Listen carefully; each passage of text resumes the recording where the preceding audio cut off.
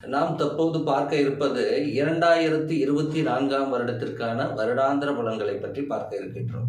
நிலையான கிரகங்கள் என்று சொல்லப்படுகின்ற சனி, ராகு, கேதுக்கள் இவை ஓரளவு நல்ல நிலையிலேயே இருக்கின்றது.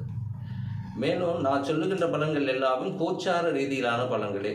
உங்களுடைய துல்லியமான பலன்களை பற்றி நீங்கள் பார்க்கணுன்னா உங்களோட தசா, புத்தி, அந்தரம், சுட்சமம் இதெல்லாம் பார்க்கணும். அப்போ தான் அதற்கான துல்லியமான பலன்கள் நமக்கு கிடைக்கும். இதை பார்க்கணுன்னா உங்களுடைய பிறந்த நேரம், தேதி இது நமக்கு கிடைக்கணும். அப்படி யாராவது பார்க்கணுன்னு விருப்பப்படுறவங்க கீழே இருக்கிற அந்த நம்பரை கான்டாக்ட் பண்ணும்போது உங்களுக்கான பலன்களை நம்ம சொல்லலாம். மகர ராசிக்கு இந்த 2024ஆம் வருடம் எப்படி இருக்கும்? மகர ராசிக்கு ஏற்கனவே 7 சனி ஒன்று போயிட்டு இருக்கு.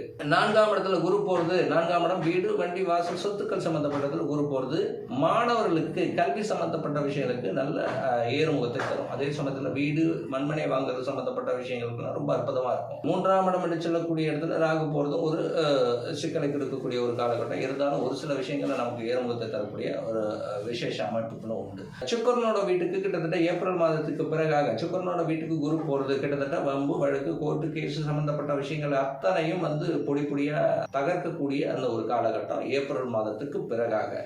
இப்போது பார்த்தீங்கன்னா உங்களுக்கு என்ன தோணுதோ, ஏன்னா 3ஆம் இடத்தில் ராகு, 9ஆம் இடத்தில் கேது இருக்கிறது உங்களுக்கு இருக்கிறதால உங்களுக்கு உங்க மனசுக்கு என்ன தோணுதோ அதை பண்ணிட்டு போங்க. மகர ராசிக்காரர்களுக்கு வெளிதேசம் சம்பந்தப்பட்ட இடங்களுக்கு செல்றது, மார்க்கம் சம்பந்தப்பட்ட விஷயங்களுக்காக வெளியே செல்றது, இறை நம்பிக்கைக்காக வெளியில செல்றது, இதெல்லாம் நடக்கக்கூடிய ஒரு வாய்ப்புகள் அதிகம். மகர ராசிக்கான பரிகாரம் அப்படின்னு நம்ம பார்க்கும்போது கிருஷ்ணர் கோவிலுக்கு பசுனை தானம் பண்றது நல்லது.